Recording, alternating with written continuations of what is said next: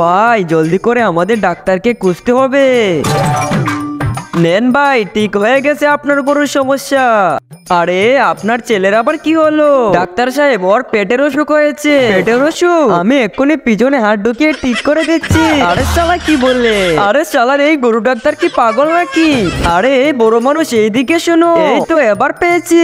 আরে ডাক্তার এই দেখুন। আরে ডাক্তার, আপনি কি ডাক্তার নাকি? হ্যাঁ। আরে আমাদের সর্দারের শরীর অনেক খারাপ, আপনি আমাদের সাথে চলুন।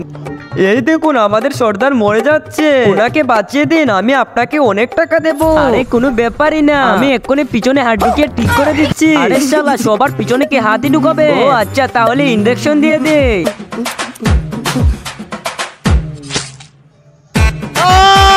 এবার বেঁচে যাবেন সর্দার।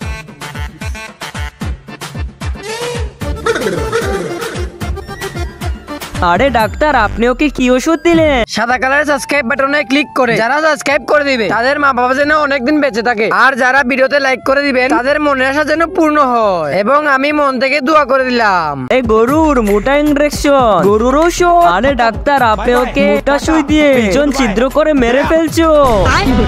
আরে শালা, এটা কি হয়ে গেল? আরে ডাক্তার, তুই আমাদের সর্দারকে মেরে ফেললি, যারা তোর খবর আছে।